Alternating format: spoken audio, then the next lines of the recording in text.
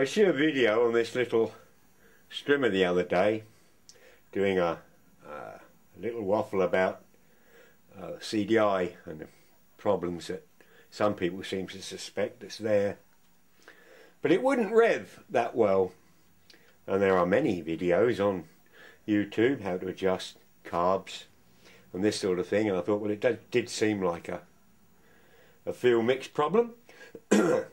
But another problem that can happen, because this one was very badly coked up, was the exhaust port partially blocked? Is that a reason she was not opening up freely? Well, there's only 2 bolts, and I took the 2 bolts off and had a quick look. No, it's fine, absolutely fine. So I was convinced that the carburettor was the problem. So I'd already cleaned this, but I thought, well, I'll do a better job. I'll have another look.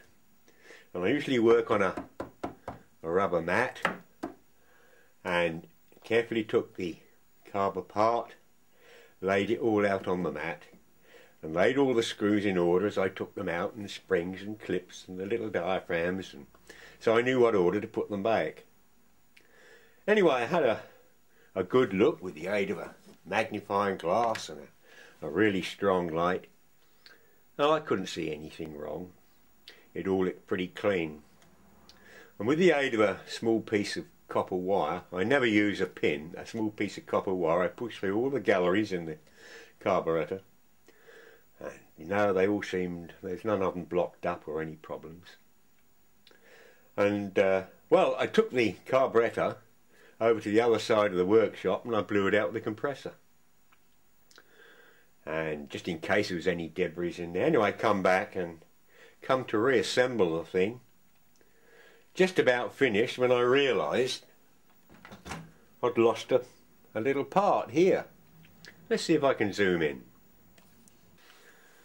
This is about as close as the camera will zoom in.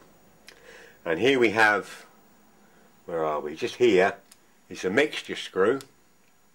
And here we have the idling screw, which determines how far the piston goes up and down in the barrel, and consequently the needle valve. And here, just here at the end of my ballpoint pen, there would have been, and I've lost it, a small brass plunger with a cone end. I suspect, I don't know because I've lost it, had a cone end which sometimes have a sort of a rubberish coating on the end. Anyway, I'd lost this, so what am I going to do? I started off with a strimmer that worked, and now I've got one that doesn't work. I was really annoyed with myself. Obviously I'd left it in there and blown it out with the compressor. Well, I hunted everywhere. I got a big searchlight and shined it on the floor, and I've been on my hands and knees looking. No way I'm going to find this. Well, no way are you going to be able to buy just a single little part like that. You can go into the store and they'll sell you a new strimmer. I suppose the best thing you can hope for is they'll sell you another carburettor, but I don't want another carburettor. I only want that part. Well, forget it, you know, by the time you... Well, I've found it's a waste of time even going down that route. You've got to think of another way over it. So I thought, well, I have to make one. Well, how am I going to make one of those? What's the dimensions of it? I haven't got one as a pattern. If I had one as a pattern, I wouldn't need one. So I thought about this and thought about this, and I thought, well, this little lever, this plunger end, goes up into the bottom diaphragm and puts excess petrol in to flood the carburettor. And this end, the part that I'm missing, this little brass piece, simply relieves the pressure the other side of the diaphragm and lets a small amount of quantity of fuel out, which is just wasted and just disappears down the end of the tube.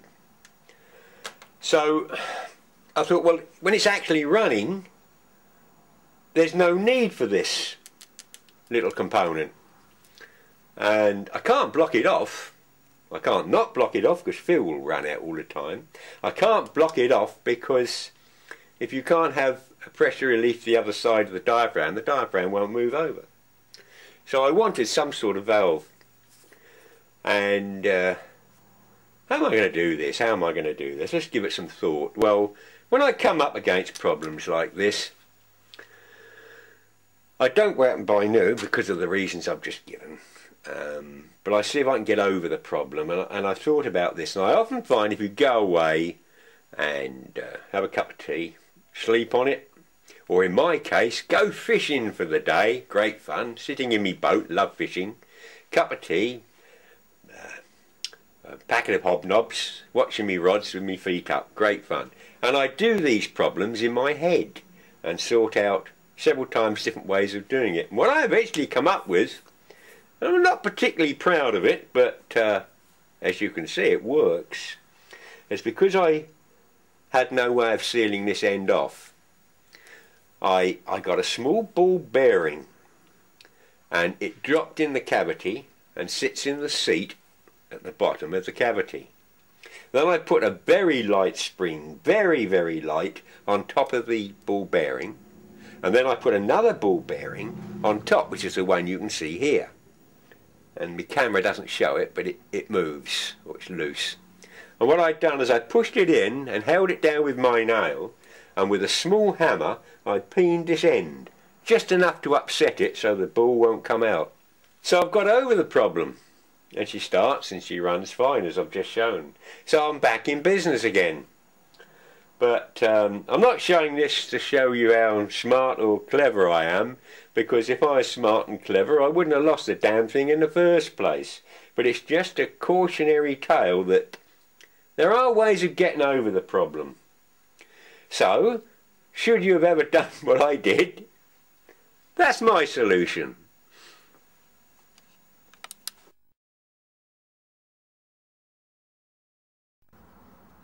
I mentioned on one of my videos that I often come across buoys, markers, fenders. I find them on the marshes and up creeks, and it's amazing how many get lost. This one was well encrusted with barnacles, but it's cleaned up very nicely, and didn't even need, yes, I had to pump this one up, but it was slightly down, but it stayed up for several days, and that's fine. But I got so many, I usually wait till I got a heap and then put them on eBay to sell them, and I'd probably sell them back to the people who lose them in the first place. Why do they lose them? Well, some of the knots you see is very questionable. Here we have a mooring buoy. This would have had an iron hoop from there to there, but I don't like this design. I've seen many where the hoop has come adrift. You don't moor to the hoop anyway, it's only for picking the thing up, but something you know, a design I don't like. This one's very badly faded, and well, you can see the condition of the, it's all full of barnacles, and well, it's barnacles up to there nearly. But why do they lose them? Well, I brought this one to show you. That shackle's got to be, oh, good 5/8 in diameter.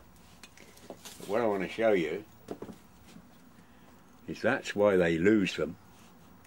Can you see, get my hand out of the way, how thin that is? That's just about to let go. I wonder what boat was moored to that. I wouldn't want mine on it, that's for sure. Now if it's like that, at this end, the end you can lift up, and that could take less than a year or two to happen under certain circumstances. What's it like at the other end? It's amazing more boats don't go adrift. I also find that barnacles, I've only got this one today, barnacles come off very easy, but you let them dry out and they're an absolute so-and-so. So I'll finish cleaning this one up. One more to the pile.